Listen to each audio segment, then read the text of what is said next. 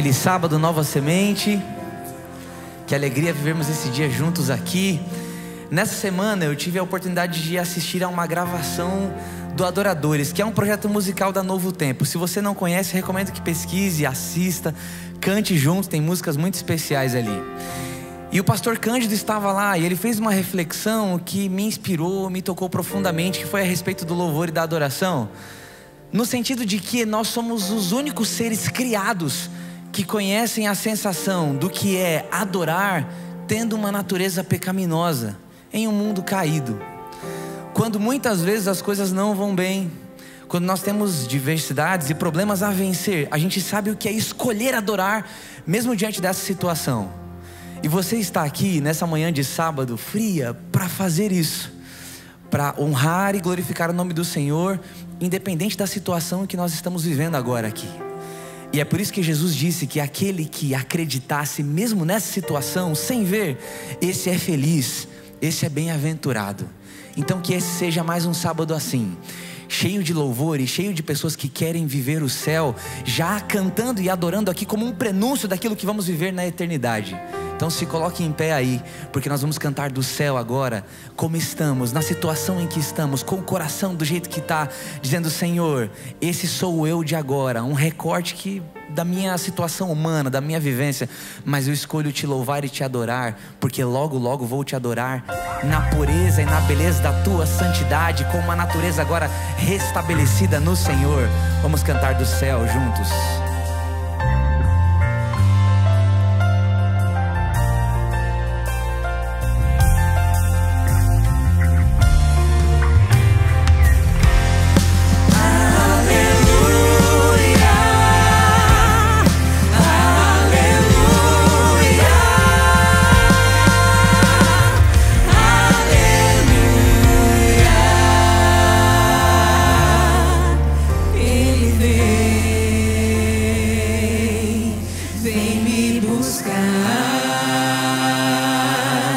Eu quero ir com Ele morar.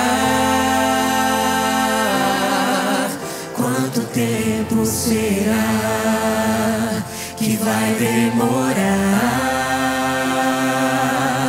Oh meu Jesus, como eu quero te abraçar.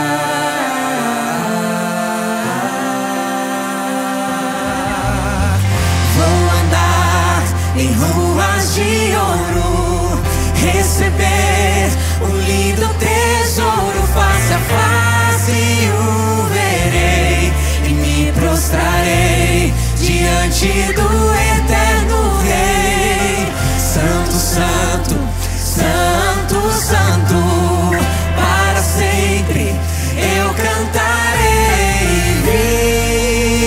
viverei, exaltando, adorando, louvando na Nova Jerusalém.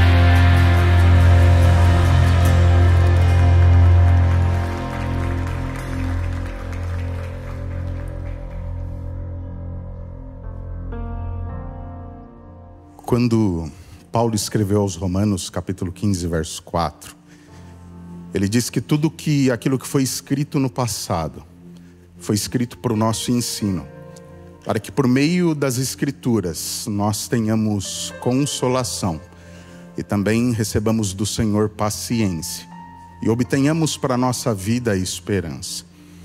Quando Paulo escreveu isso, ele estava aludindo aos escritos do Antigo Testamento. Era a Bíblia que Paulo e os cristãos tinham em seus dias. Eu quero me valer de 3 versículos do Antigo Testamento. Gênesis capítulo 24, verso 12, o texto bíblico diz: Então o servo orou: Ó Senhor, Deus de meu senhor Abraão, peço-te que me ajudes hoje e sejas bondoso para com o meu senhor Abraão. O contexto aqui, Abraão pede para que o seu servo procure e encontre uma esposa para o seu filho Isaque. E ele combina algumas coisas com esse servo e, diante de uma missão tão difícil, encontrar uma esposa para o filho do seu senhor, a primeira ação daquele servo, que era o homem responsável por cuidar de todas as coisas de Abraão, conforme diz o versículo 2 do capítulo 24. Ele ora ao Senhor e diz: Senhor, seja bondoso, me direciona. E ele coloca diante de Deus algumas condições que serviriam de sinal para aquela escolha. E o interessante é que depois, enquanto ele continua fazendo essa oração, olha o que diz o versículo de número 15. Antes que ele acabasse de orar, eis que surgiu Rebeca, filha de Betuel, filha de Milca, mulher de Naor, irmã de Abraão, trazendo um cântaro sobre o seu ombro. A história continua e Rebeca atende todos os requisitos, tudo aquilo que ele tinha apresentado diante do Senhor em oração. E novamente no versículo 26, então o homem se inclinou e adorou o Senhor. A história segue lá no final do capítulo. No versículo 52, mais uma vez, diz: Quando o servo de Abraão ouviu tais palavras, prostrou-se em terra diante do Senhor.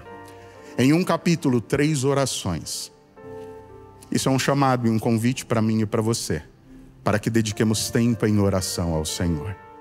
Mas sabe o que é mais fantástico disso? É que o texto bíblico diz que antes que ele terminasse a oração, Rebeca apareceu. O que você precisa nessa manhã? Eu não sei. Pastor, significa que ao ajoelhar e orar antes que nós terminemos a oração, Deus me responda? Também não posso te dizer isso. Somente Deus pode fazer. Mas uma coisa eu tenho certeza: o Deus a quem eu sirvo, o Deus a quem você serve, o Deus da Bíblia, Ele tem poder para fazer isso. E eu creio que nessa manhã, antes que alguém se levante, Ele pode responder uma oração. Ajoelhemos para orar.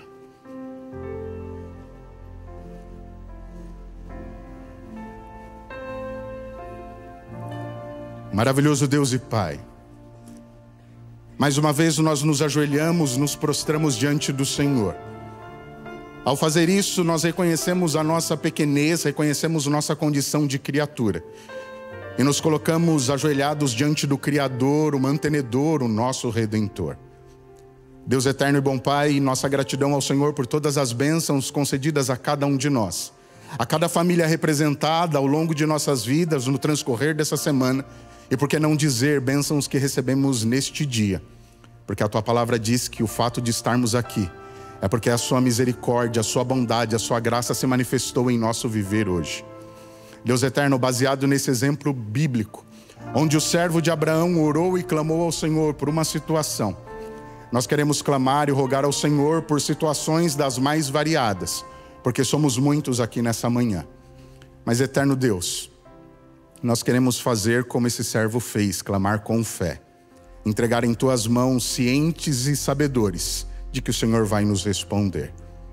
E Deus eterno, baseado em Tua palavra, se for para a honra e glória, para louvor do Teu nome, que antes mesmo que concluamos esta oração, que respostas sejam dadas, que a cura, que a restauração se manifeste na vida de alguém aqui, para que o Teu nome seja exaltado. Mas, bom Deus, se essa não for a resposta imediata e pronta, suplicamos ao Senhor que continue cuidando de nós e nos fazendo caminhar ao Teu lado. Continua falando ao nosso coração através dos louvores e da exposição da Tua palavra. Humildemente rogamos em nome de Jesus. Amém.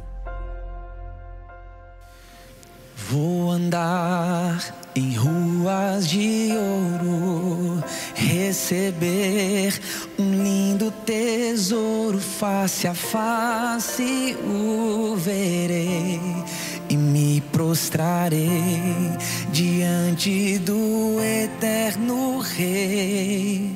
Santo, santo, santo, santo, para sempre eu cantarei e viverei, exaltando, adorando, louvando na Nova Jerusalém.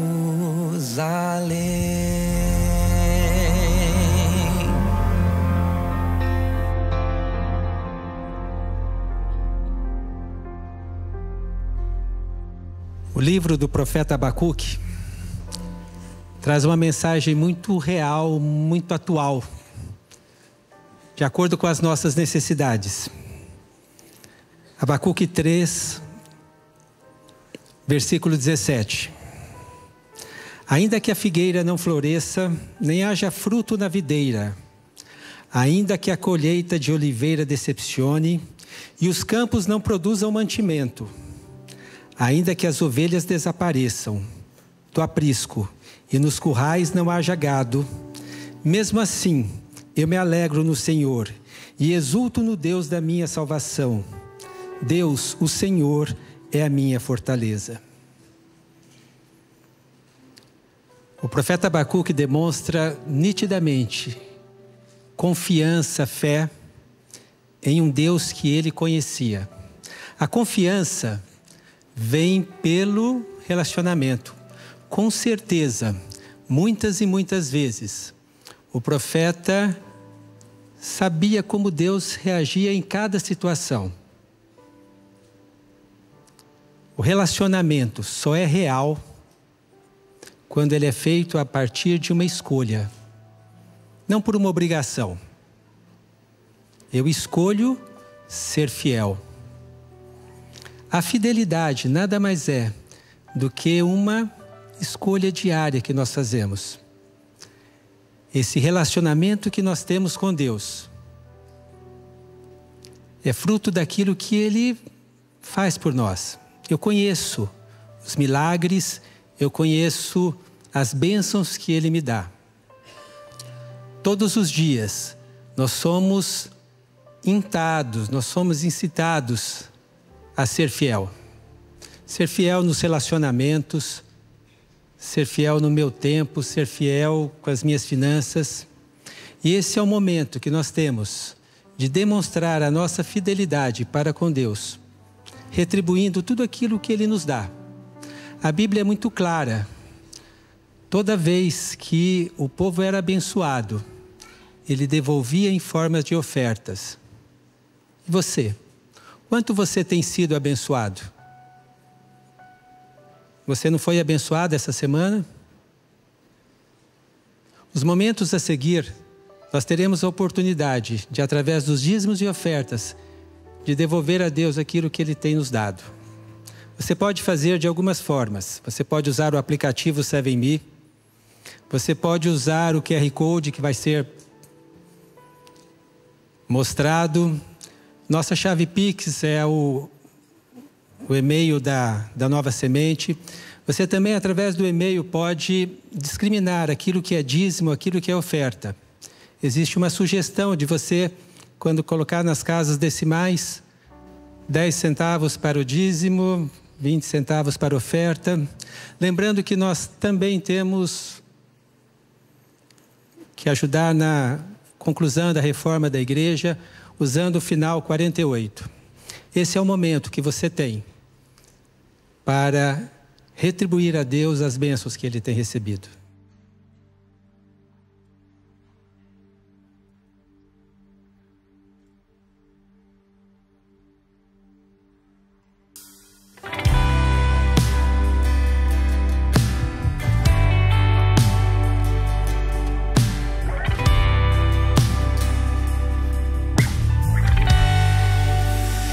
Estou aqui, respondi.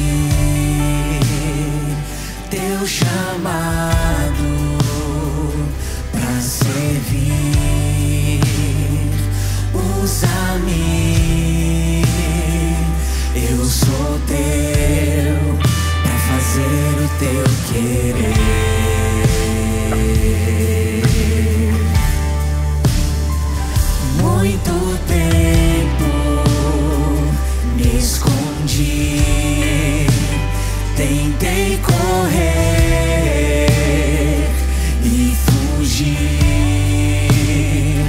mas agora eu sou teu pra fazer o teu querer.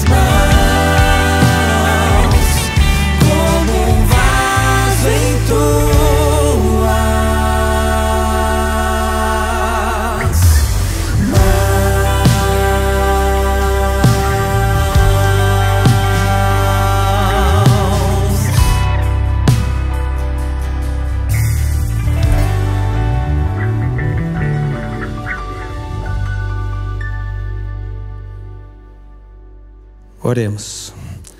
Senhor Deus e Pai que estás nos céus, louvamos e exaltamos o Teu nome e Te agradecemos pelas bênçãos que temos recebido. A nossa oferta é em louvor e a gratidão a tudo que Tens feito por nós. Continue conosco em nome de Jesus. Amém.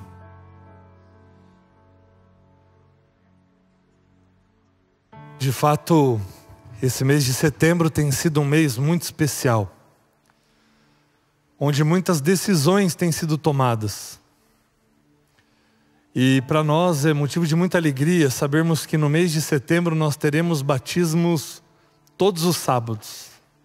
E eu esperava ouvir um amém bem forte da minha comunidade, porque significa que pessoas estão se entregando, que pessoas estão tomando decisões importantes para a eternidade. E Deus seja louvado por isso. E quem sabe Deus esteja esperando a sua decisão, que ainda não passou pelas águas do batismo, esse pode ser o mês da sua decisão, esse pode ser o ano do seu batismo. Nós teremos o maior prazer de acompanhar você nessa jornada. Então, se o Espírito impressionar a sua mente, o seu coração, não resista, mas permita que o Senhor complete a obra que Ele começou um dia na sua vida, para que em breve você possa estar aqui também, selando o seu compromisso com Cristo. E hoje eu quero convidar para entrar aqui no tanque comigo a Bia. A Bia vai descer as águas nesse momento. E eu sei que existem familiares aqui, amigos também. Podem vir aqui junto ao tablado do coral para acompanharem mais de perto. Sei que a mamãe está aí, o papai também. E vários amigos, conhecidos de longa data da igreja de Moema. É muito bom vê-los aqui. Que alegria poder participar desse momento, poder presenciar essa decisão e contar com a presença de todos vocês aqui. Eu conheço a Bia faz 11 anos. E ela era uma adolescente, ainda uma garotinha. E como é maravilhoso a gente acompanhar toda essa trajetória, a maneira como Deus vem trabalhando na vida dela, através da sua família, para que esse momento pudesse acontecer. E essa semana, para preencher a ficha e fazer o voto batismal com ela, a gente estava conversando sobre isso. Cada fase da vida traz uma importância e um significado muito especial. Quando a gente vê crianças aqui de 8, 9, 10 anos se batizando, você tem aquele significado da ingenuidade da criança, da sinceridade da criança, daquele olhar puro. Mas na sua juventude também traz consigo um peso muito grande, que é o peso da consciência do que se está fazendo. E quão grande testemunho é você ver uma jovem em plena flor da idade poder tomar essa decisão ao lado de Cristo Jesus. E nós conversávamos.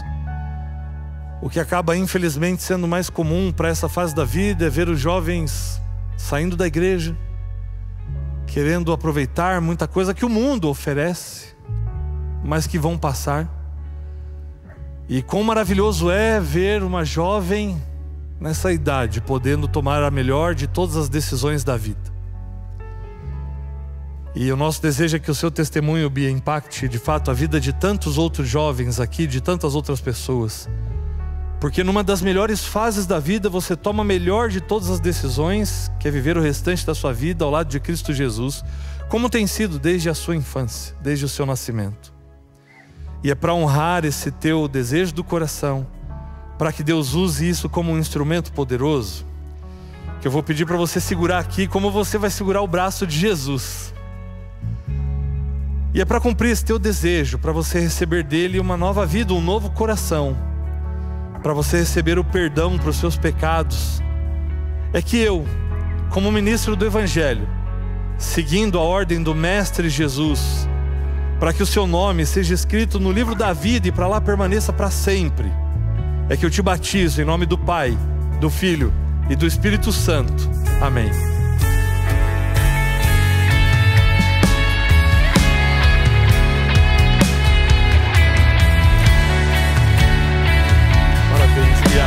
Parabéns, obrigado por fazer parte desse momento, viu? Deus te abençoe muito.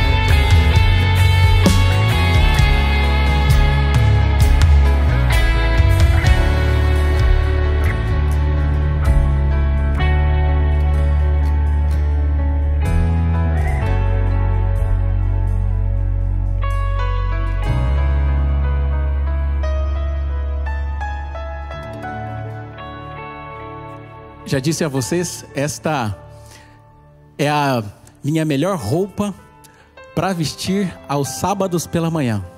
Dia de festas, dia de batismo. Como disse o pastor Igor, a nossa comunidade está em festa durante todo este mês e de maneira especial porque nós teremos batismo todos os sábados.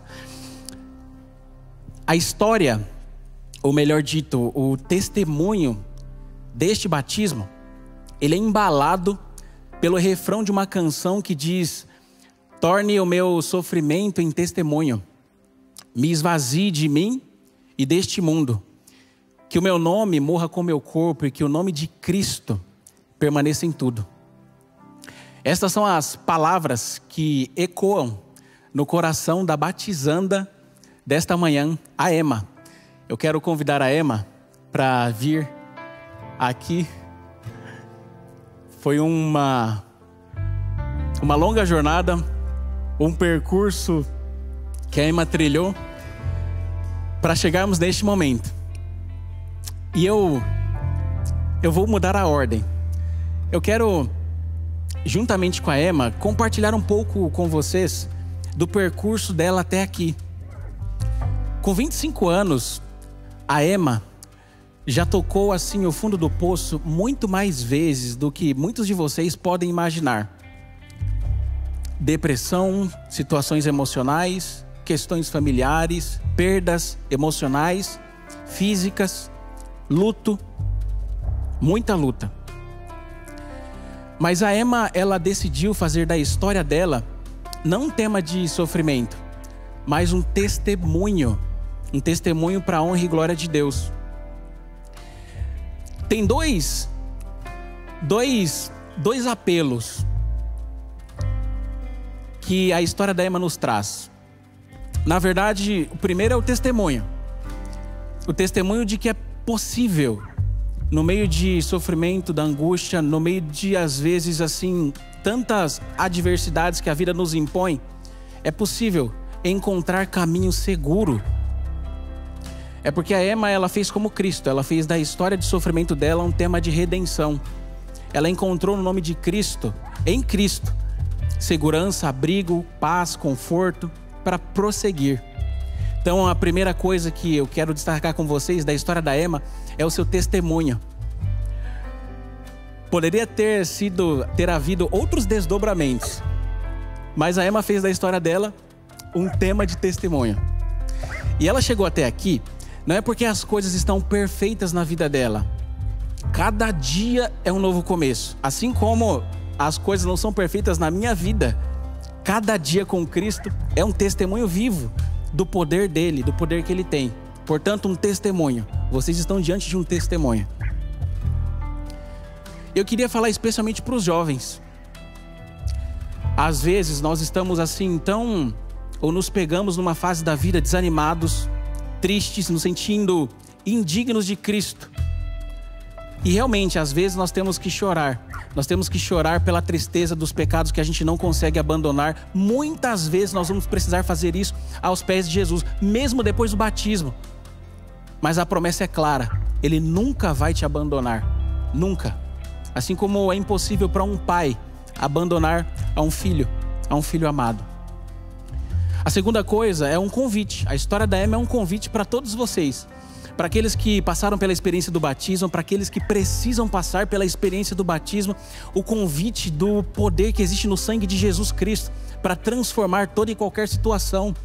O poder que existe no sangue de Jesus Cristo para mudar histórias, para fazer novo começo, para oportunizar encontros. Existe poder no nome de Jesus Cristo para trazer esperança a todo aquele que se abriga na força do seu nome. Um testemunho e um convite. Eu gostaria nesse momento de convidar aqui a família, os pais da Emma que estão aqui. Que bênção tê-los aqui. Nós estamos muito felizes pela presença de vocês. Gostaria de chamar também os familiares, amigos que estão aqui presentes e a nossa juventude. Podem vir aqui à frente, assistir um pouquinho mais de perto.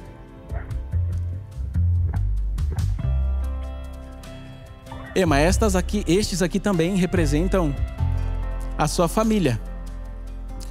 Estes também representam a família espiritual, a sua família espiritual.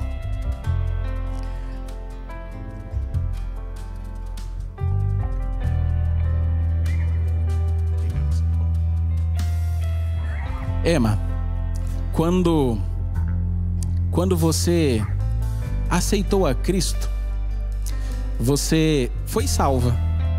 É simples assim. Neste momento, para que os frutos do Espírito sejam abundantes na sua vida, para que você tenha uma nova vida em Cristo. Como ministro do Evangelho, eu te batizo em nome do Pai, do Filho e do Espírito Santo.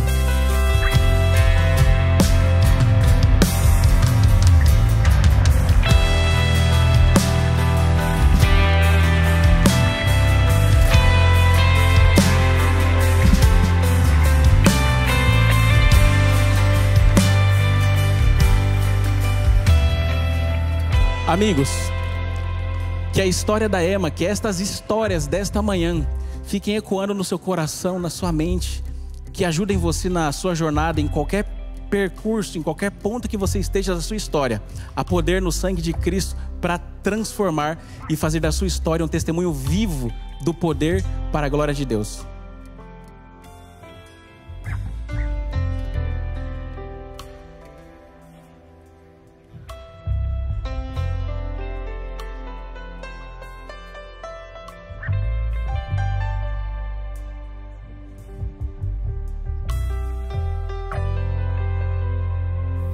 E eu vou pedir para você aplaudir de novo, porque isso foi lindo demais. E que esse aplauso chegue no céu com um perfume suave, porque essa comunidade ama quando tem gente nova aqui e a gente vê pessoas se entregando ao batismo e o tanque tá cheio e vai continuar assim, amém? Esse amor de Jesus que nos alcança. Se levanta aí, vamos cantar desse amor juntos.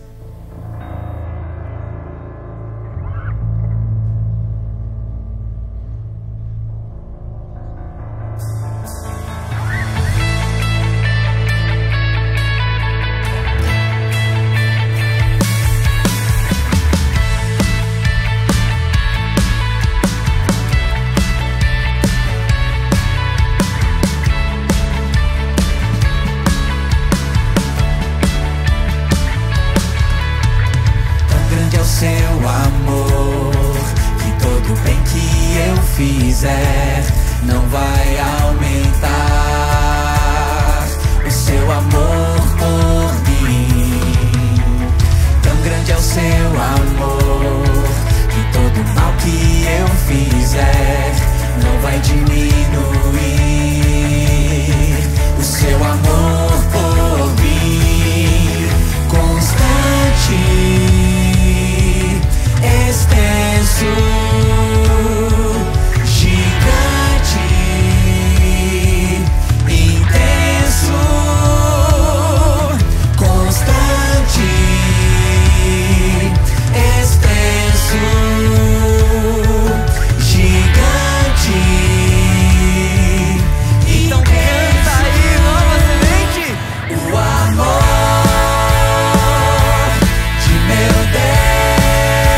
é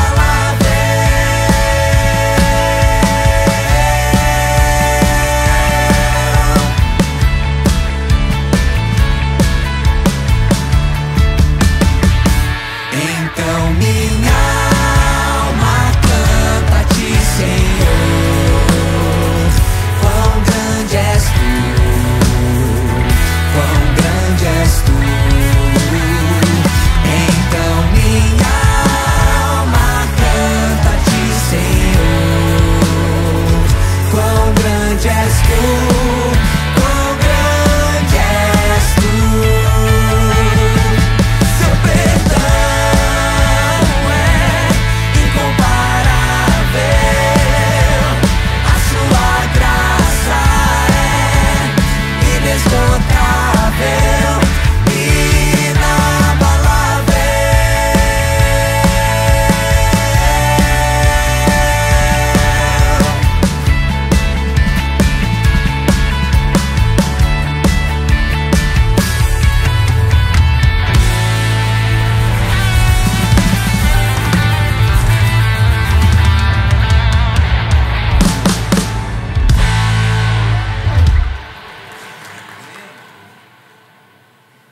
Quero ler um texto com você.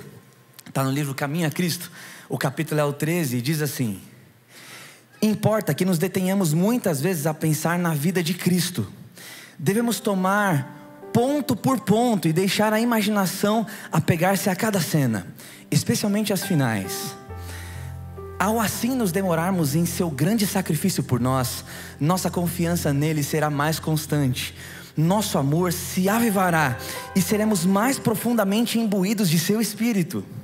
Se quisermos finalmente ser salvos, é preciso que aprendamos na escola de Cristo a lição de arrependimento e humilhação ao pé da cruz.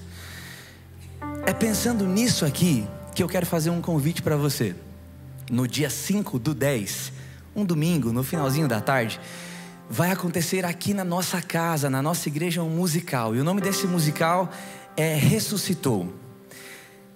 Deus me deu o privilégio e a oportunidade de escrever esse musical, e nós queremos entregá-lo para Deus junto com você nesse dia tão especial. Está aparecendo um QR Code na tela e eu convido você a se inscrever, garantir seu ingresso para estar aqui. Por 2 razões. Razão número 1 e mais importante: Deus espera ter um encontro com você nesse dia aqui, e Ele tem coisas profundas para te dizer. Amém por isso. Razão número 2 até, eu falei 2, mas eu vou falar 3. A número 2 é: tem uma pessoa que precisa muito estar aqui, e talvez você saiba quem é. E eu quero desafiar você a presentear essa pessoa com o ingresso, para que ela esteja aqui junto com você nesse dia, porque ela também precisa ouvir do amor de Jesus, assim como você. E a razão número 3, os recursos captados através desse musical vão ajudar muito nossa igreja, nosso caixa fixo para as nossas despesas mensais. E Deus sabe que a gente está precisando, então colabore com isso. Eu ia fazer para você um desafio, que era o de ter uma sessão muito cheia aqui. Como nós estamos nesse sábado pela manhã, vai ser às 17 horas. Mas eu estou com uma vontade no coração e um sonho de fazer 2 sessões. E eu queria muito, muito realizar isso nesse dia. Você pode dizer amém? Amém. Esse material vai ser gravado e vai abençoar muito mais pessoas ao redor do Brasil e do mundo. Eu convido você para estar aqui nesse dia. Então aponte seu celular nesse QR Code, leia, garanta seu ingresso. E vamos orar por esse dia, para que esse musical seja cada vez mais dedicado a Deus, e para que as pessoas certas, que precisam ouvir dele, estejam aqui. E eu quero fazer uma oração com você, dedicando esse musical ao Senhor, e para que as pessoas certas estejam aqui nesse dia. Você pode orar comigo? Senhor Jesus, o Senhor tem cuidado da gente, o Senhor tem nos colocado sonhos no coração, planos, vontades. Tudo o que queremos é dedicar esse musical ao Senhor, porque o Senhor ressuscitou, e por isso nós temos esperança de viver, e viver no Senhor, que é uma vida abundante. Nós dedicamos tudo isso ao Senhor, e assim oramos em nome de Jesus, amém. Amém, o Senhor cuida da gente.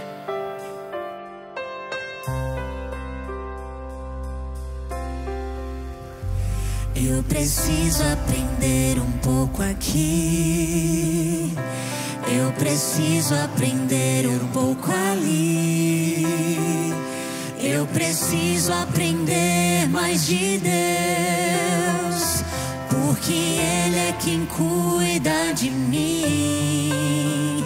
Se uma porta se fecha aqui, outras portas se abrem ali. Eu preciso aprender mais de Deus, porque Ele é quem cuida de mim. Deus cuida de mim. E Ele cuida, né? Deus cuida de mim.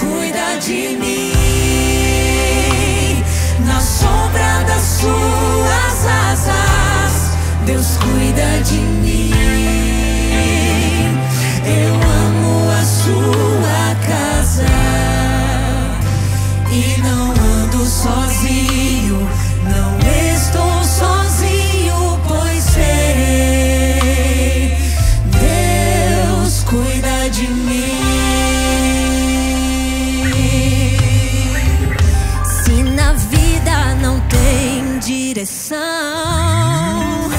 É preciso tomar decisão. Eu sei que existe alguém que me ama. Ele quer me dar a mão. Aleluia. Se uma porta se fecha aqui, outras portas se abrem ali. Eu preciso aprender mais de Deus, porque Ele é quem cuida de mim.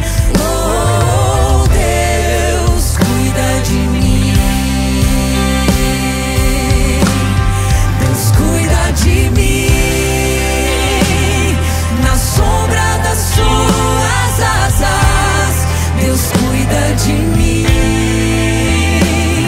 Eu amo a sua casa e não ando sozinho, não estou sozinho, pois sei, Deus cuida de mim. Deus cuida de mim. Na sombra das suas asas, Deus cuida de mim. Eu amo a sua casa e não ando sozinho, não estou sozinho, pois sei, Deus cuida de mim.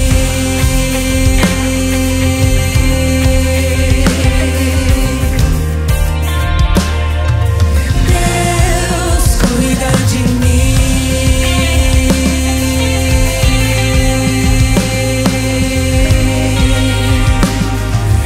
Deus cuida de mim.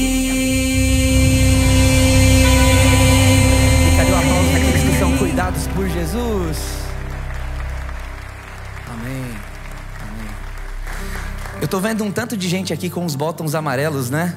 Esse é o mês do Setembro Amarelo, quando a gente pensa e reflete sobre a nossa saúde mental, em especial o combate contra o suicídio, né? É muito importante ter uma rede de apoio confiável, buscar pessoas em que a gente confia para abrir o coração e com isso tornar o nosso fardo um pouquinho mais leve aqui também. E também buscar muito, muito, muito a presença de Jesus, porque é nele que nós temos valor, que a gente sabe quanto a gente vale, que a gente entende o nosso papel e propósito aqui na terra. Assim como buscar também ajuda profissional, psicológica, psiquiátrica, para que você tenha o aconselhamento e para que você tenha o direcionamento profissional do que é necessário, para quem sabe organizar a química desse cérebro aí, você poder ter uma percepção mais real de quem Deus é na sua vida. Falando nisso, eu tô lembrando aqui, né, amor? Eu tenho um áudio de 2 minutos da minha psicóloga para responder, que eu não respondi ainda. Eu vou responder. Gei, se você estiver assistindo, eu vou te responder. Ela tá me procurando de volta, eu fugi das últimas sessões. A gente às vezes faz isso, né? Se sabota, luta contra a gente mesmo. É da nossa natureza. Ontem mesmo eu vim aqui pro ensaio do louvor. E aí cheguei em casa depois do ensaio do ministério. Era umas 11h30 da noite. Aí fui passar o repertório de hoje, os últimos detalhes. Fiquei até 00:30 tocando violão, ensaiando algumas coisas, cantando. Deitei na cama, comecei a pensar na sequência do repertório, nos batismos que aconteceria, em tudo, e pensando no que eu falaria, quais seriam os intervalos, como que isso ia acontecer. E antes de terminar um pensamento eu começava outro, e o tic-tac não estava batendo um direito no outro ali. Já era quase 2 da manhã e eu não dormia, e o coração foi ficando agitado, né? Aí eu lembrei de um salmo, o Salmo capítulo 8, se não me engano. O último verso dele diz assim: então em paz me deito e logo pego no sono, porque só Tu, Senhor, me faz repousar seguro. É um salmo de Davi em que ele diz para Deus das suas lutas, dos inimigos que ele enfrenta, as suas dificuldades, e no final ele consegue descansar, tendo a certeza de que quem está cuidando e direcionando é Deus. E tem um tanto de gente aqui com o coração aflito também. Falando em Setembro Amarelo, 2 pessoas da minha família já tentaram suicídio, não conseguiram, graças a Deus. Mas a gente precisa, como comunidade, se fortalecer, entender a dor de quem está do nosso lado, mostrar Jesus para essas pessoas. Jesus é um Deus que cuida, Ele cuida muito perto. E tem uma música que eu acho que você conhece, e eu queria cantar um pedacinho dela com você. Você me ajuda, Oscar? Ela é assim, ó. Você que se sente pequeno,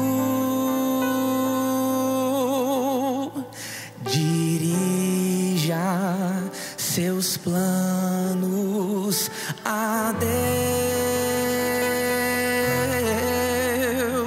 Não deixe que sombras o envolvam. Entregue sua vida, entregue sua vida a Deus. Sabe por quê? Deus sabe o que vai dentro da alma.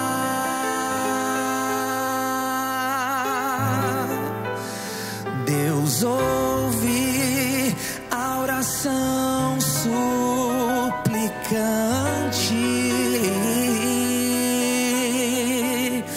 Deus vê sua angústia e o acalma. Deus sabe, Deus ouve. Aleluia. Ele te vê e Ele te oferece água quando você tem sede. E se você aceitar, você vai ficar cheio de Deus, amém?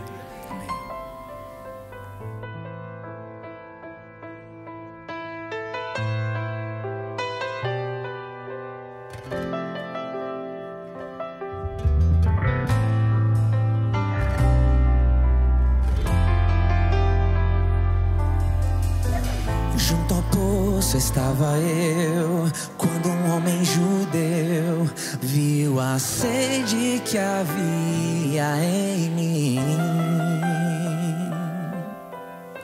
Sem me ouvir, conheceu e me ofereceu uma água que jorra sem fim. Dá-me de beber, pois tenho sede. Não quero mais buscar em outras fontes. Não precisarei aqui voltar pra minha sede saciar, uma vez que já ouvi teu falar. Tu és porque a minha alma esperou a fonte da vida que me encontrou. És o dom de Deus, o Messias, o meu Salvador.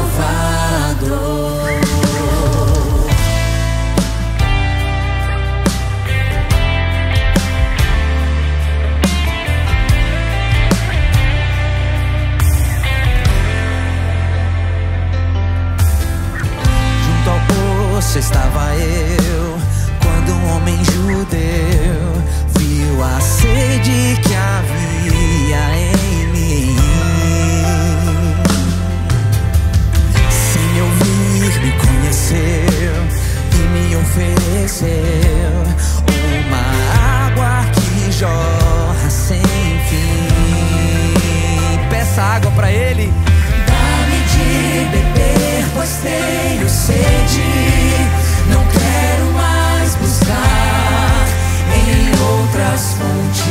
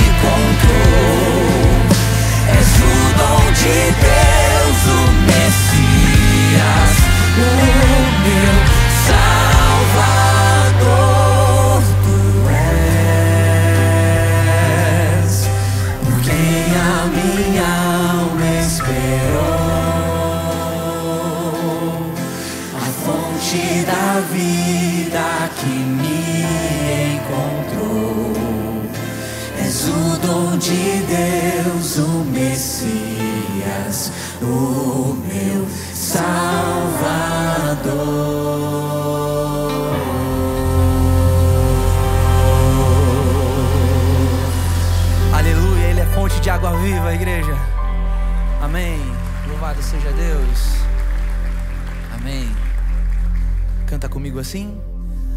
Tu és por quem a minha alma esperou,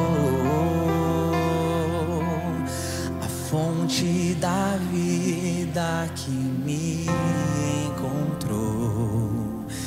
És o dom de Deus, o Messias.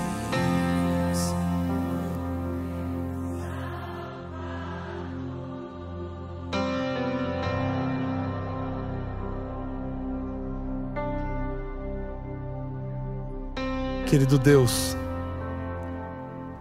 nós estamos aqui, ó Pai, porque viemos buscar aquilo que nós sempre esperamos. Aquilo que pode de fato preencher a nossa vida, nos dar propósito, significado, sentido, direção. E só o Senhor sabe como cada um de nós entrou hoje aqui, talvez preocupado, aflito, com o coração apertado. Talvez com o corpo presente aqui, mas a mente lá fora, passando por inúmeras outras coisas e questões.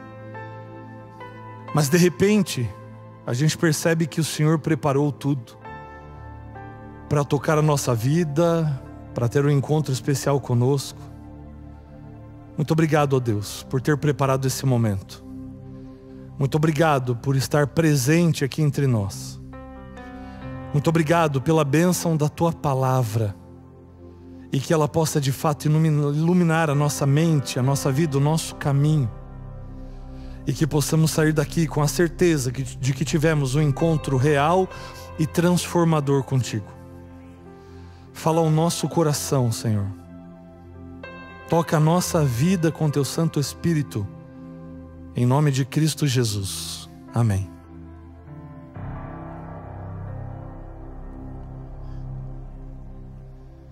Bom dia, um feliz sábado para você. Eu vou pedir só um pouquinho mais de retorno para mim aqui, por gentileza, aos amigos do som.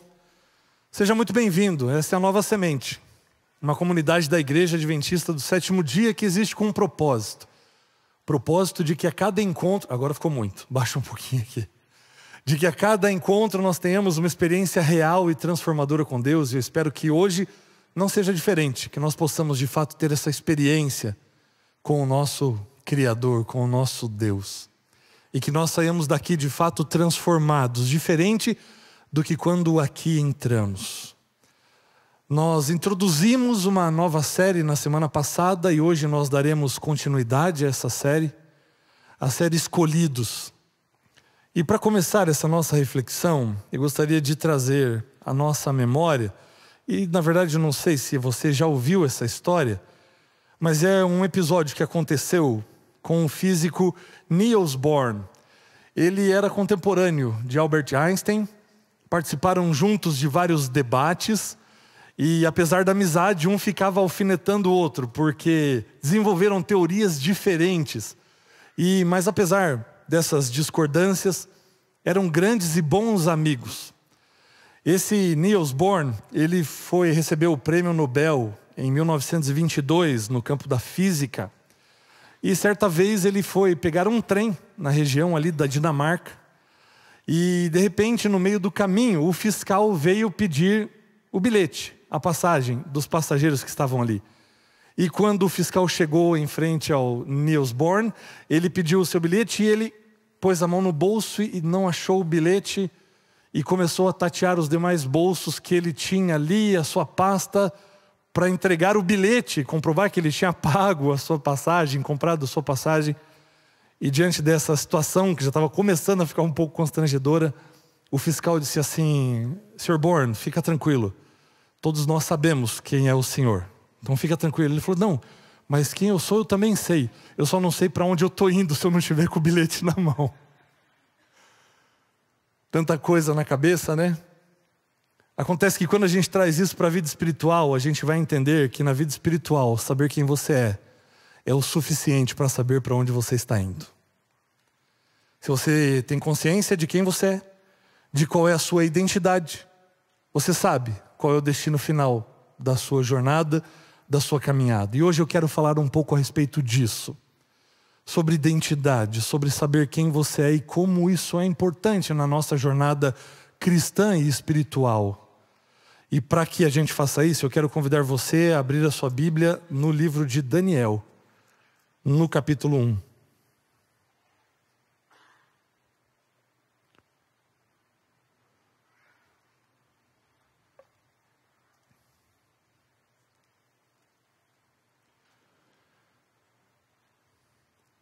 Daniel, capítulo 1, nós vamos ler os 7 primeiros versos. E ali diz assim: no ano 3º do reinado de Jeoaquim, rei de Judá, Nabucodonosor, rei da Babilônia, veio a Jerusalém e a sitiou. O Senhor entregou nas mãos dele Jeoaquim, rei de Judá, e alguns dos utensílios da casa de Deus. Nabucodonosor levou esses utensílios para a terra de Sinar, para o templo de seu Deus, e os pôs na casa do tesouro do seu Deus.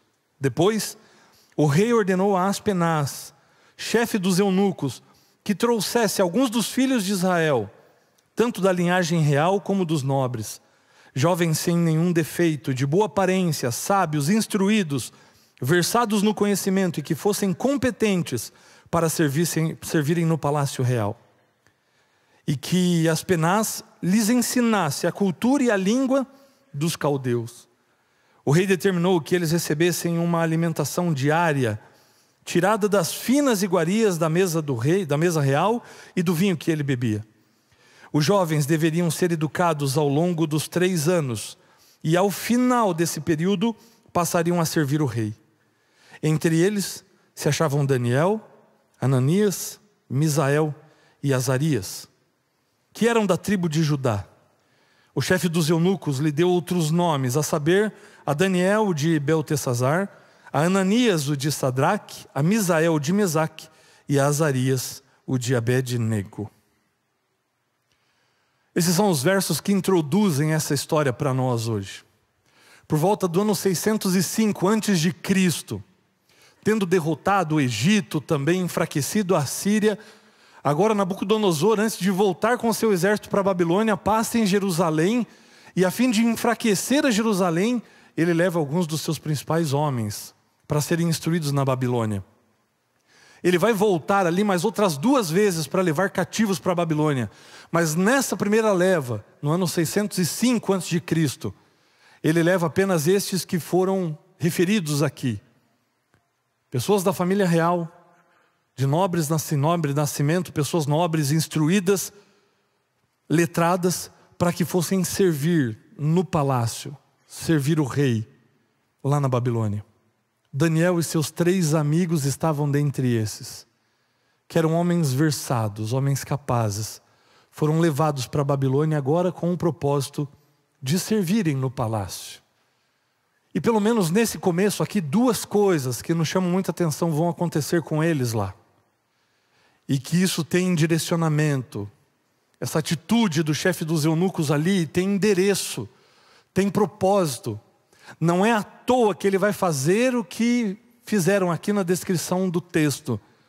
Uma das primeiras coisas que é feita com esses homens é mudar os seus nomes. E isso aqui deve de fato chamar a nossa atenção. O nome dentro do povo de Israel tem que ver com a história do indivíduo, tem que ver com o propósito da família e de Deus para com o indivíduo. Não se dava qualquer nome. Um nome dentro do povo de Israel era bem pensado, tinha que ver com a história da pessoa, com a identidade dessa pessoa. E muitas vezes até mesmo com a missão de vida dessa pessoa. De maneira que no hebraico, Daniel significa Deus é meu juiz. Ananias significa o Senhor é gracioso. Misael, quem é como Deus?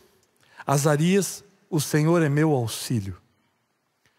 Percebam que na raiz do significado dos nomes desses 4 indivíduos aqui, Deus está presente.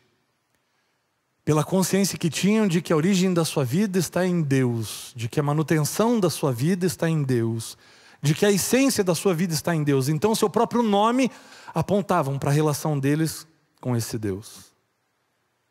Mas ao chegarem na Babilônia, o chefe dos eunucos vai chamá-los agora por outros nomes. E esses outros nomes também não são nomes aleatórios, mas são nomes pensados. Porque existe uma estratégia por trás disso. Daniel vai ser chamado de Beltesazar, que significa príncipe de Bel ou protegido de Bel. Bel uma referência ao nome Baal. Aquele cujo Deus era o juiz agora é reconhecido ou pretensamente reconhecido dentro da Babilônia como aquele que é protegido por Baal. Aquele que é príncipe agora de Baal. Ananias, cujo nome significava o Senhor é gracioso. Não se tem certeza a respeito do seu significado em babilônico, mas certamente pela terminação do nome seria alguma coisa relacionada com o deus Aku, uma divindade do panteão de deuses, que se referia ao deus Lua. Aqui, Misael vai se chamar de Mesaque. E antes do seu nome, que significava quem é como Deus, agora o seu nome Mesaque significa quem é como Aku, essa divindade babilônica. E Azarias, cujo nome significava o Senhor é meu auxílio, vai se chamar agora Abed-nego, que significa servo do Deus Nebo. Os seus nomes são mudados. E isso demonstra para nós uma clara intenção e uma clara estratégia em apagar a sua identidade para redefini-la segundo a cultura vigente. Segundo a cultura babilônica. A cultura imposta naquele momento dominante e que estava de fato se alastrando porque Babilônia dominava todo o mundo. E aqui nós já temos algumas lições para tirarmos para a nossa vida, a respeito da nossa identidade. Porque na Babilônia de hoje, nesse mundo pós-moderno e já chamados por muitos de pós-cristão até, nós também temos enfrentado pressões para assumirmos identidades que não são de Deus ou que não vêm de Deus sobre cada um de nós. E elas vêm mascaradas de boas ênfases, de coisas até relativamente positivas, mas você vai ter hoje um grupo que tenta impor sobre os demais a identidade pelo desempenho, ou seja, você é o que você faz. E na verdade essa é uma das identidades que está bem alastrada no meio de toda a sociedade. Eu não sei se você tem consciência real de quem você é. E talvez se eu perguntasse para você quem é você, talvez você começaria dizendo a sua profissão. Eu sou engenheiro, eu sou médico, eu sou pastor. É isso mesmo? Você é o que você faz? É só isso que te define? A identidade pelo desempenho. Outros, a identidade pela aprovação. Você é o que os outros pensam de você, e aí você se molda àquilo que o grupo pensa de você, e você passa a agir com relação ao que as pessoas projetam para cima de você. A identidade do consumo, você é o que você tem. E o que faz de você a pessoa que você é são as suas posses, os seus bens, é isso que te define? É isso que estabelece a sua identidade? É o que você tem? A identidade pela sexualidade ou pela imagem, onde você é definido pelo corpo que você tem, pelos desejos que você tem, é isso? É isso que define quem você é? A Babilônia moderna também tenta impor sobre nós uma outra identidade. A Babilônia moderna também tenta redefinir em cada um de nós uma identidade pautada e moldada pela cultura dominante de sua época.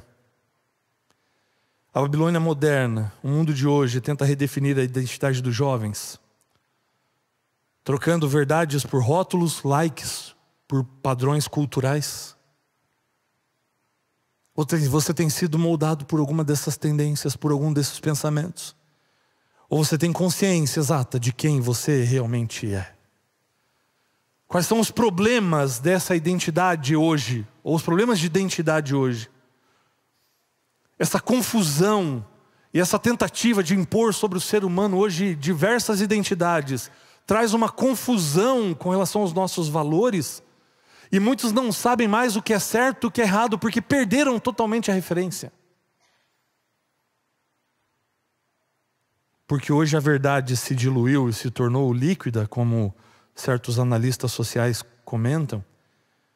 Porque hoje existe a cultura da comparação. E a cultura da comparação tem gerado inúmeras crises de autoimagem. E uma das grandes ferramentas para isso são as redes sociais. E eu vou te dizer que até o choro nas redes sociais, ele é pensado e programado.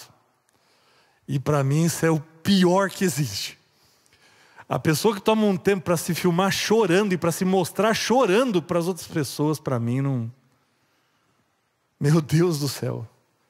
Porque geralmente a gente só vê sorrisos, né? A gente só vê o melhor da viagem, a gente não vê os perrengues ali.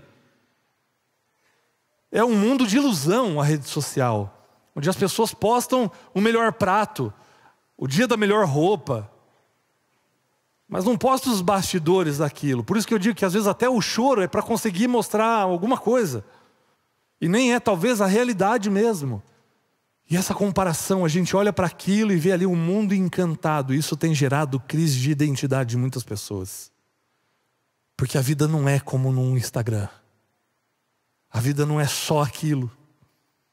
A vida não é toda daquele jeito. Problemas de identidade que vêm pelos rótulos destrutivos, do bullying, da rejeição, do fracasso. Tudo isso tem gerado uma enormidade de identidades falsas que trazem como consequência um vazio existencial muito grande. E muitos não sabem o que são, porque não sabem a quem pertencem. Porque perderam ao longo do caminho a sua identidade. O que fazer diante disso? O que fazer diante de tantos ataques?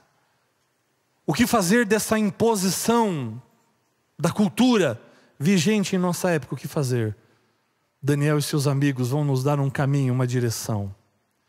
Eles foram escolhidos para permanecerem fiéis aos seus princípios, aos seus valores e fiéis à sua identidade.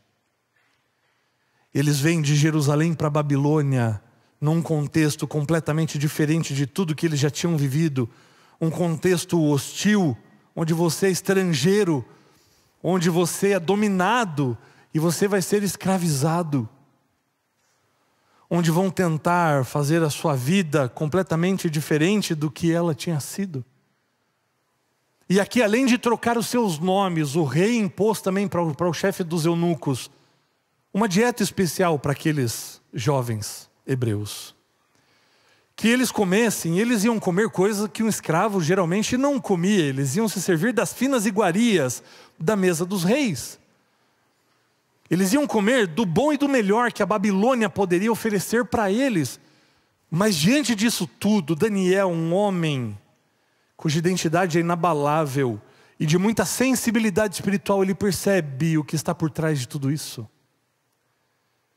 Porque o que ele poderia ver ou tomar como uma vantagem, ele entende que isso na verdade é uma armadilha. E o que está em jogo é de fato a sua identidade, nada mais do que isso. Mais do que a sua subsistência ou a sua sobrevivência num país estranho.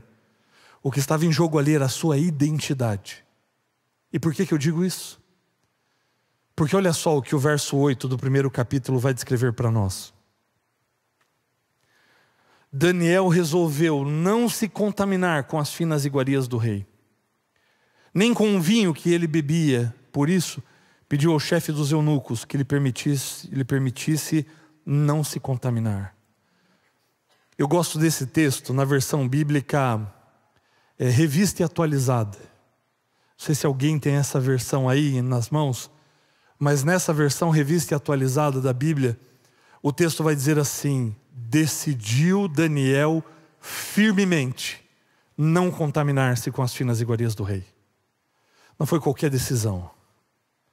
Ele sabia o que estava em jogo ali. Você tem o privilégio de comer da mesa do rei, você vai negar esse privilégio? Eles poderiam ter matado ele ali mesmo. Ele poderia nunca mais servir no palácio. Vai fazer tijolo, filho. É isso que você quer? Você está negando? Mas a Bíblia diz que ele, consciente do que estava em jogo, ele decidiu firmemente não contaminar-se. Ele e os seus demais amigos. Ananias, Misael e Azarias.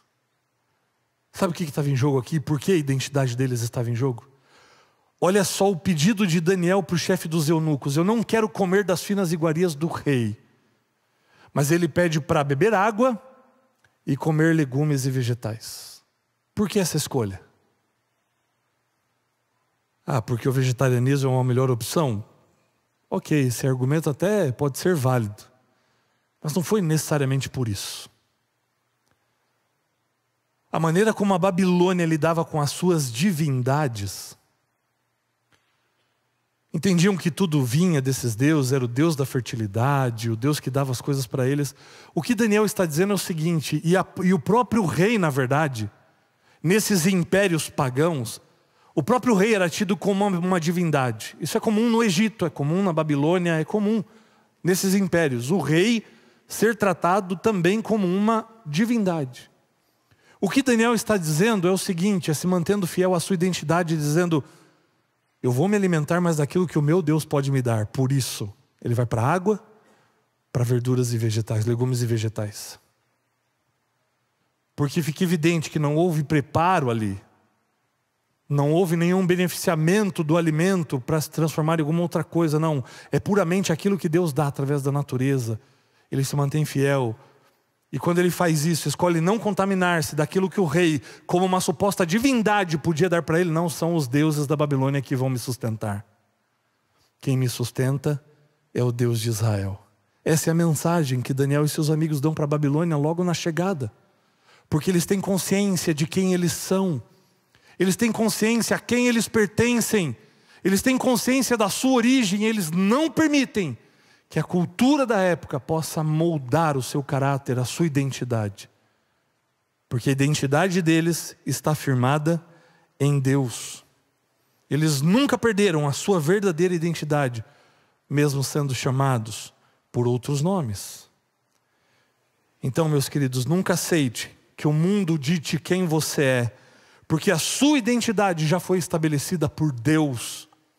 A Babilônia pode até mudar o seu nome, mas não pode mudar o seu coração se ele pertencer ao Senhor. Por isso que Paulo vai dizer: não se deixem moldar por esse século, mas renovem a sua mente através do Espírito. Quando não sabemos quem somos, nós vivemos qualquer mentira, mas quando sabemos a quem pertencemos, permanecemos firmes. Foi isso que manteve e que preservou a identidade de Daniel e os seus amigos na Babilônia.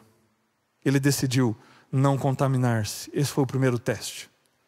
E Deus honra a decisão desses jovens, porque eles dizem: nós não vamos comer o chefe dos eunucos. Não faça isso, porque se o rei ver que vocês estão mais fracos, ele vai achar que eu não estou cuidando bem de vocês, e aí a cabeça que vai rolar é a minha, não a de vocês. E Daniel pede para ele: faz um teste então, 10 dias, deixa a gente comer essa nossa dieta aqui. E aí você compara a gente com aqueles que estão comendo da comida do rei. E se nós parecermos mais fracos do que eles, então a gente vai se servir da mesa do rei. 10 dias se passaram. E quando o chefe dos eunucos colocou um frente ao outro, um grupo frente ao outro, a Bíblia vai dizer que Daniel e seus amigos pareceram 10 vezes mais saudáveis do que todos os outros que se serviam das finas iguarias do rei.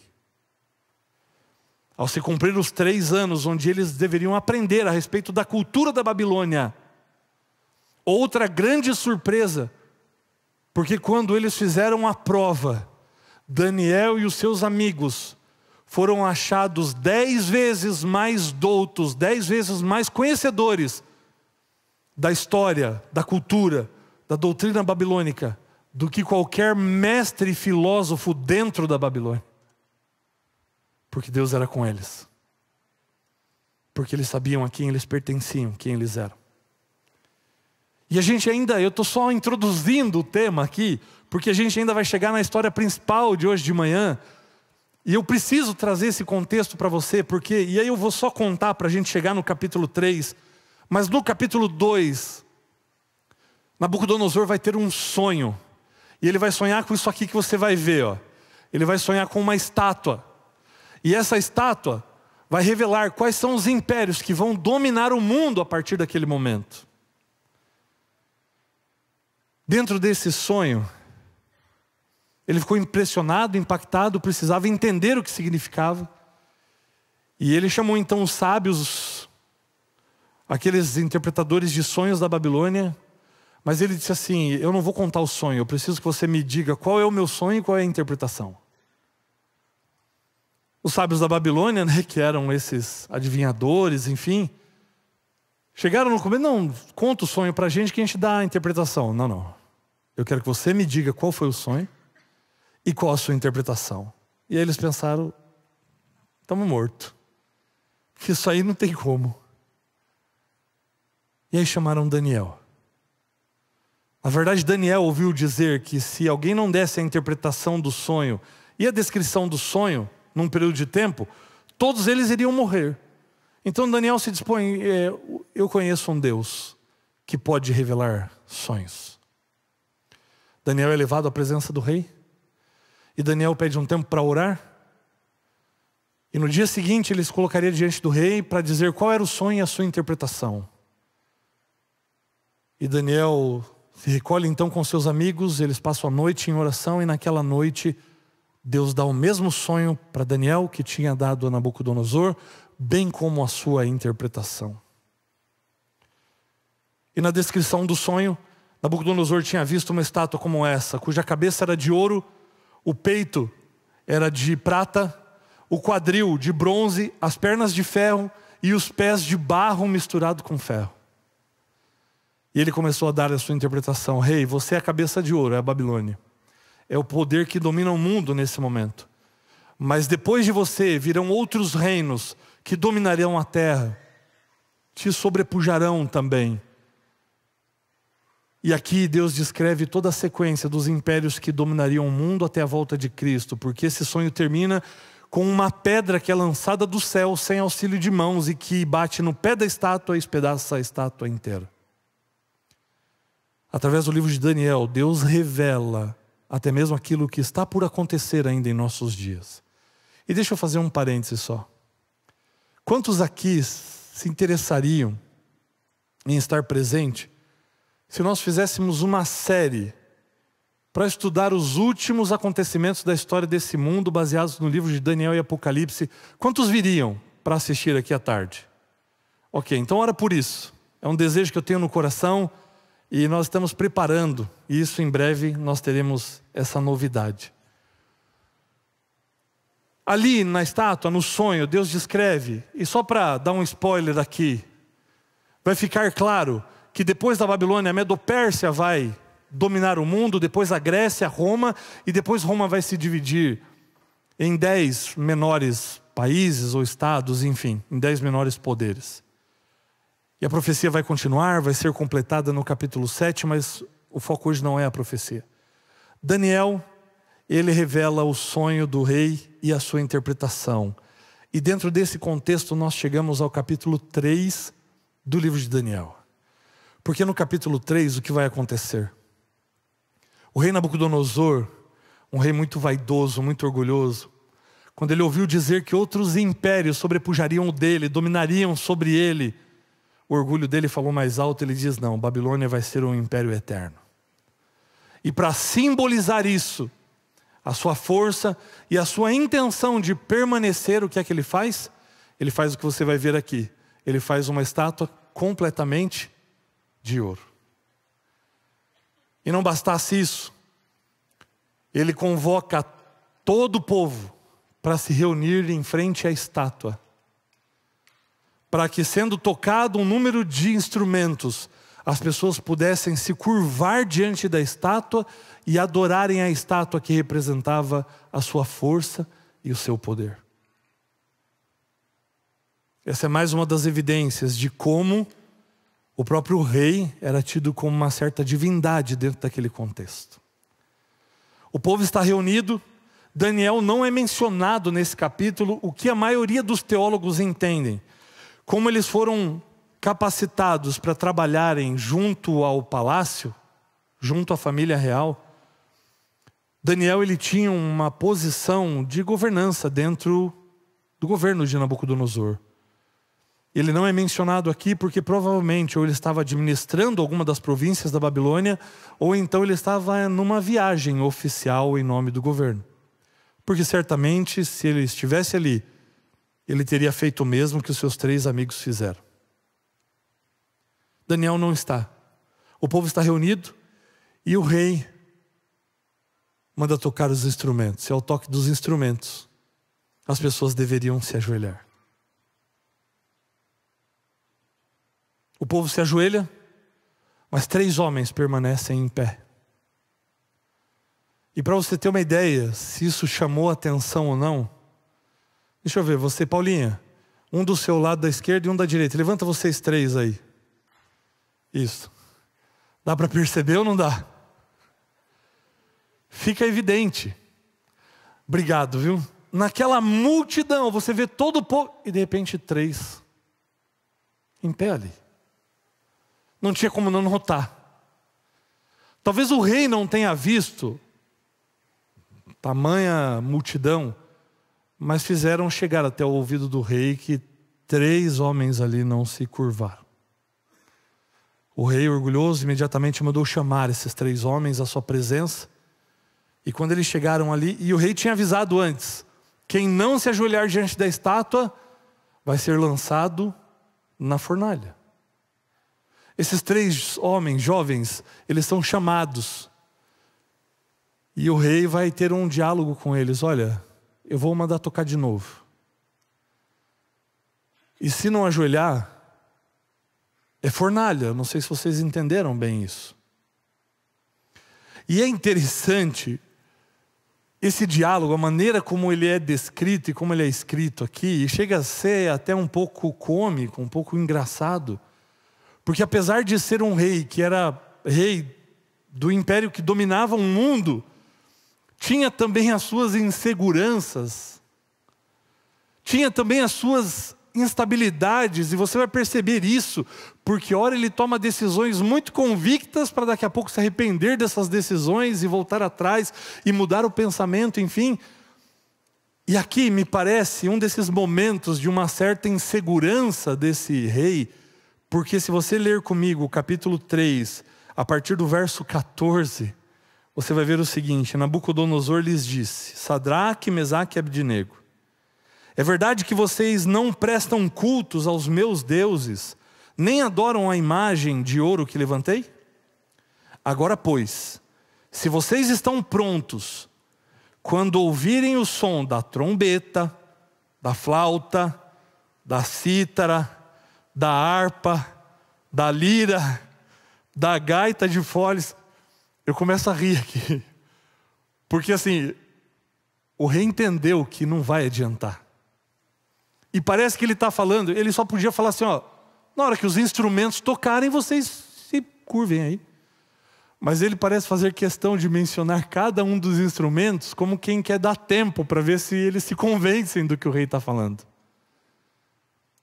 Porque não havia a menor necessidade disso. Prostrem-se e adorem a imagem que eu fiz. Mas se não adorarem, serão no mesmo instante lançados na fornalha de fogo ardente. E quem é o Deus que os poderá livrar das minhas mãos? Se não ajoelhar, a consequência é fornalha. E quem vai ser o Deus que poderá livrar vocês das minhas mãos? Olha a resposta de quem sabe quem é. Olha a resposta de quem sabe qual é a sua identidade. Sadraque, Mesaque e Abdenego responderam ao rei: ó Nabucodonosor, quanto a isto não precisamos nem responder. Se o nosso Deus a quem servirmos quiser livrar-nos, Ele nos livrará da fornalha de fogo e das suas mãos também, ó rei. E mesmo que Ele não nos livre, fique sabendo, ó rei, que não prestaremos culto aos seus deuses, nem adoraremos a imagem de ouro que o Senhor levantou. Eu vou te dizer uma coisa. Ao longo da minha vida e do meu ministério, eu admiro aqueles que têm testemunhos da manifestação do poder de Deus. Mas ao longo do meu ministério eu passei a admirar muito aquelas pessoas que passaram a contar com o não de Deus. Porque quando a dificuldade vem e o milagre acontece, parece ser mais fácil. Agora, quando você permanece em pé sabendo que Deus pode não fazer, Eu tenho uma admiração profunda por essa fé, porque é uma fé madura. É uma fé que realmente entregou nas mãos de Deus o controle, porque Deus sabe de todas as coisas. Esse para mim é um dos versos mais impactantes e impressionantes de toda a Escritura, porque ele diz assim: ô Nabucodonosor, quanto a isso, a gente nem precisa te responder. Porque se Deus quiser nos livrar, Ele nos livrará da fornalha e das suas mãos. Mas se Ele não fizer, fica sabendo que a tua estátua nós não vamos adorar. Homens de caráter, homens de identidade, sabem a quem pertencem. Só que isso bateu de frente com um rei orgulhoso. Esse rei orgulhoso mandou aquecer a fornalha 7 vezes mais. E mandou os guardas amarrarem esses homens e lançarem esses homens na fornalha. E a Bíblia vai dizer que os guardas que foram lá lançar esses homens morreram, tamanho calor vindo da fornalha.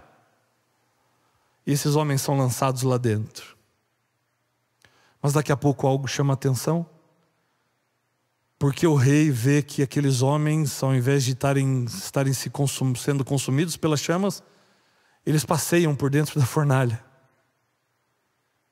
E não bastasse isso como algo atípico, anormal, ele percebe que ao invés de ver 3 homens, ele vê 4 homens dentro da fornalha, e ele descreve um como sendo parecido com o filho dos deuses. O próprio Jesus se faz presente ali na fornalha para livrar os seus.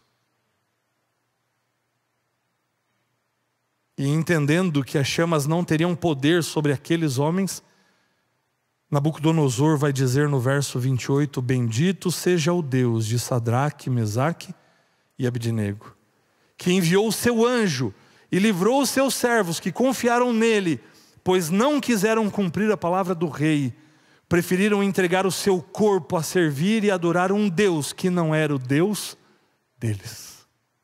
Que coisa extraordinária.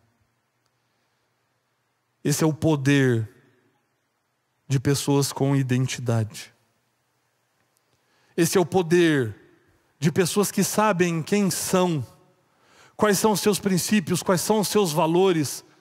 E não é qualquer vento de cultura, de problemas, de adversidades que dobra quem sabe quem é.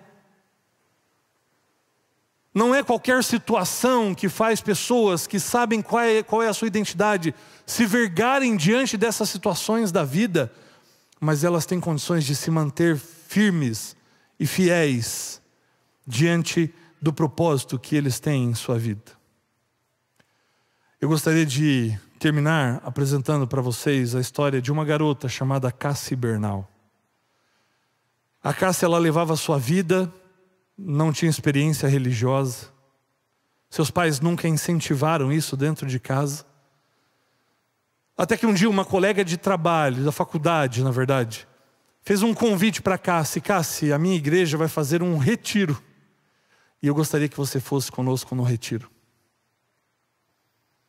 Não tendo muitos compromissos para aquele final de semana, a Cassie atende ao convite e ela vai ao retiro. E lá no retiro algo especial acontece. Ela descobre qual era a sua verdadeira identidade. Ela descobre que ela é uma filha amada de Deus. E ali naquele retiro, a Cassie, ela decide entregar a sua vida a Jesus. E curiosamente, no final do retiro, pediram para que alguns jovens gravassem depoimentos a respeito da sua experiência no retiro. E você vai assistir agora o depoimento que a Cassie gravou no final daquele retiro espiritual.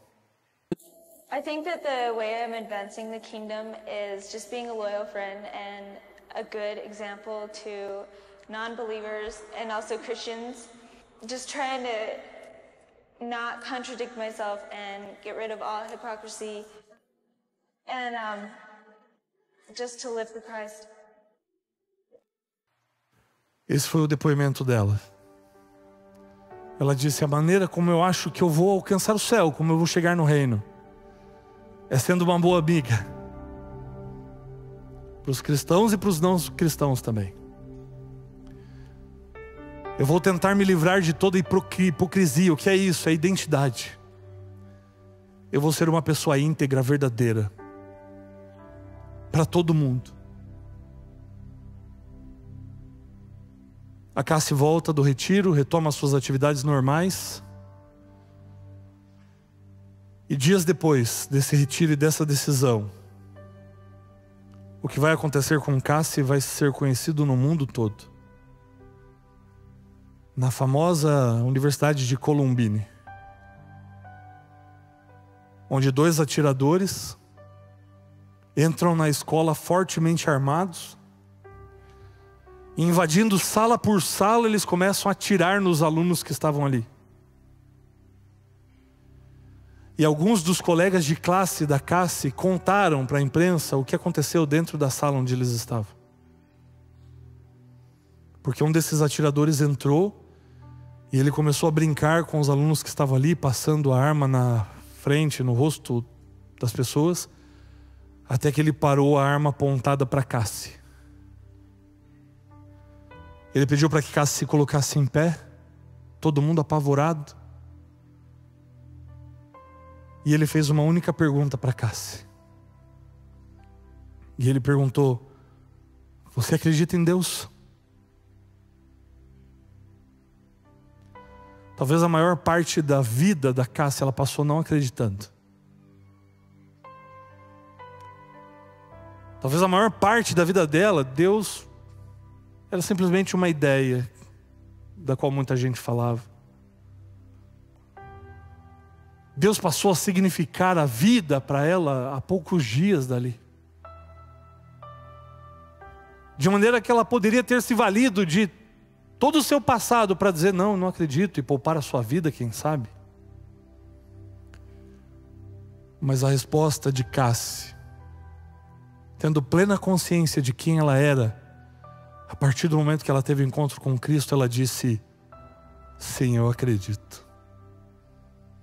E na hora que ela disse isso, o rapaz apertou o gatilho e tirou a vida de Cassie.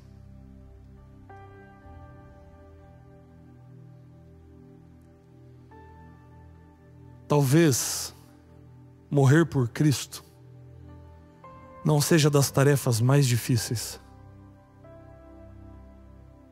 mas viver por Ele sim. E essa tinha sido a decisão dela: eu quero viver por Cristo. Porque entendeu qual era a sua identidade, entendeu qual era o começo e o fim da sua vida, entendeu que só estava ali viva e que só desfrutou dos anos que desfrutou porque Deus assim o permitiu. E essa foi a resposta de alguém plenamente consciente da sua identidade. Nós não temos hoje uma arma apontada para a nossa cabeça.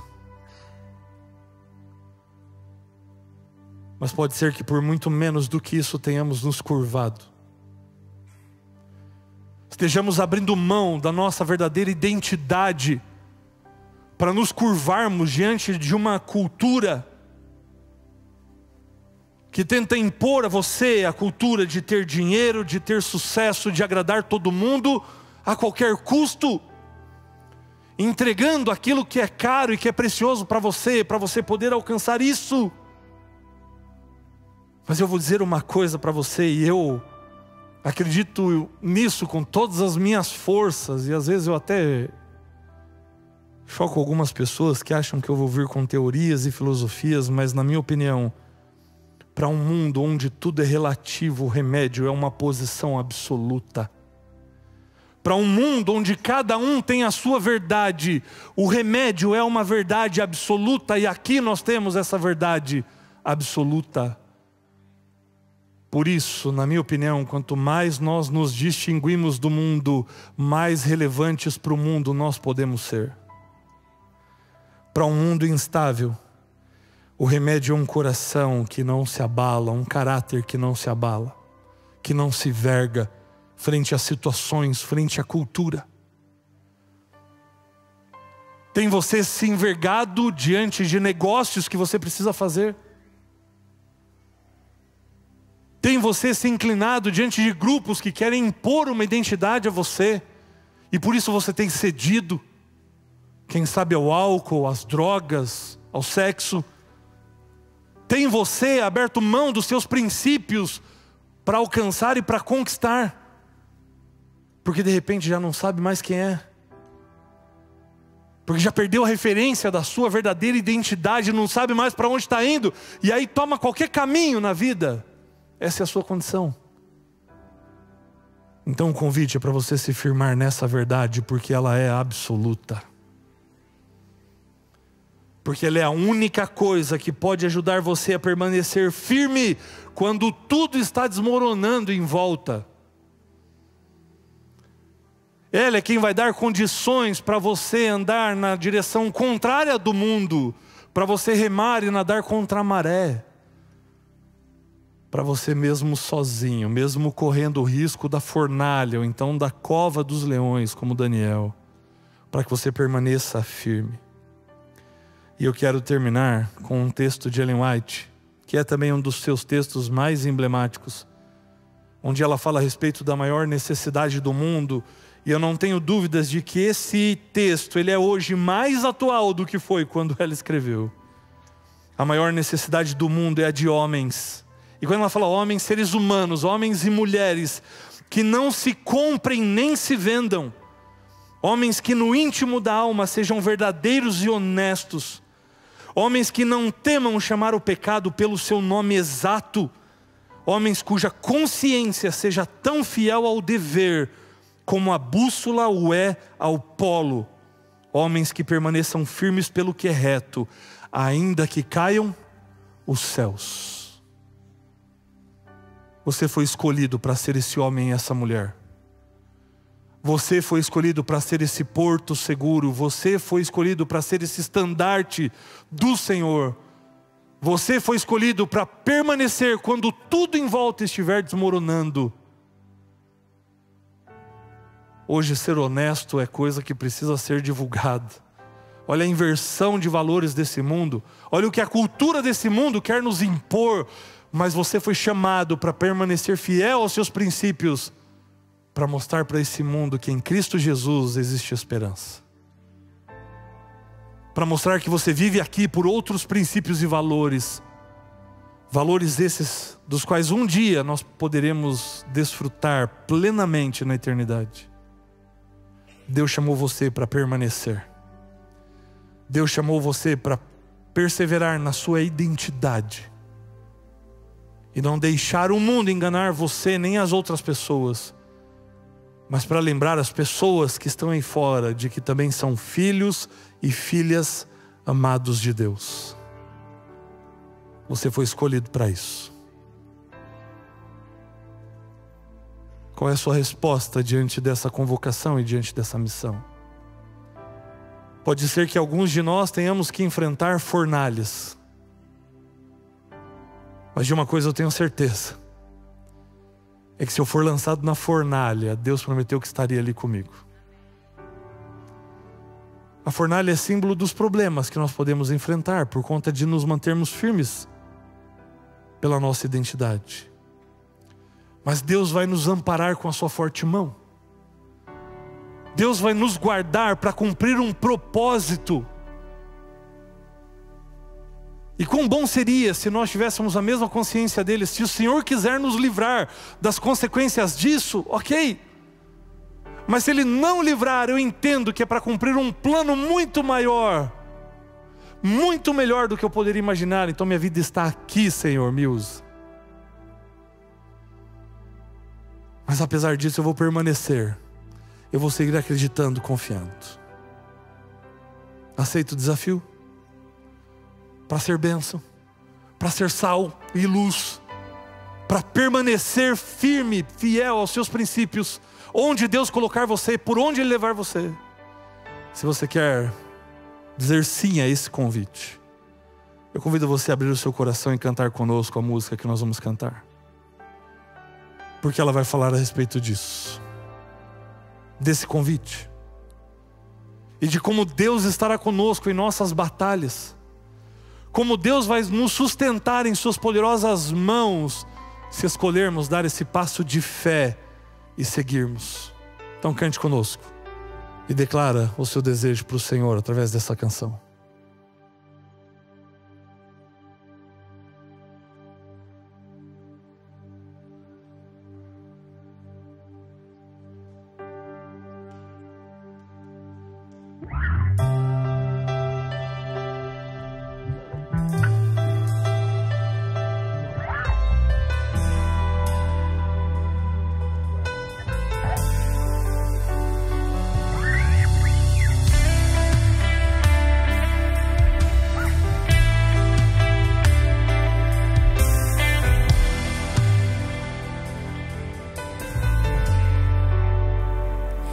O fogo não me queima, nas águas não vou afundar, pois estás comigo, não estou sozinho.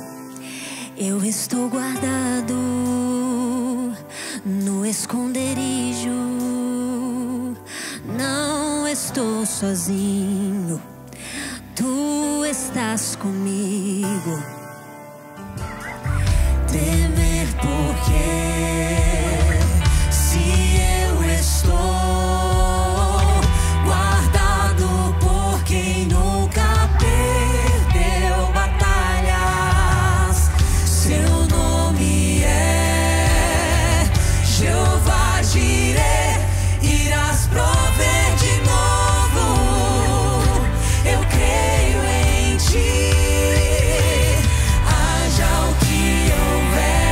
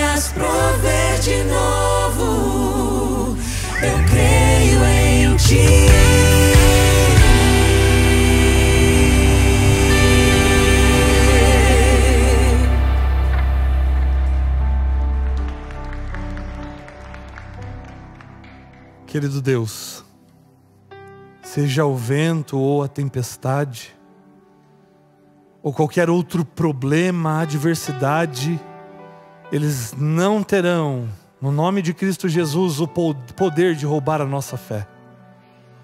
Porque depositamos a nossa vida e o nosso coração em Tuas mãos.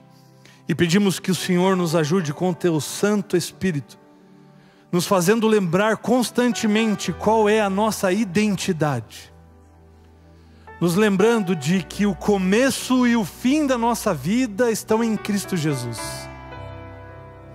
Para que assim, ó Deus, nós possamos permanecer em pé diante das batalhas e dos desafios da nossa vida. Que possamos estar fundamentados nessa verdade que é plena e absoluta, que é a Tua palavra. Que ela possa ser o nosso firme fundamento e que a fé possa nos sustentar quando o chão sair debaixo dos nossos pés. Cuida de nós, ó Deus, nos abençoa e ajuda-nos a sermos sal e luz por onde quer que formos, a fim de mostrarmos a esse mundo que em Cristo Jesus existe esperança. Muito obrigado por estar conosco nas nossas batalhas, mas que possamos não nos vergar diante da cultura imposta por esse mundo, diante dos valores desse mundo, mas para que possamos permanecer firmes pelo propósito maior da salvação em Cristo Jesus e pela eternidade que nos aguarda. Muito obrigado a Deus, porque conscientes da nossa identidade, sabemos para onde estamos indo. E é por isso que nós aguardamos, ansiosos, o breve retorno do nosso Senhor e Salvador Cristo Jesus, no nome de quem nós também oramos. Amém. Essa é a Nova Semente, uma experiência real e transformadora com Deus, e que você tenha na presença dEle um bom restante de dia. Que Deus te abençoe.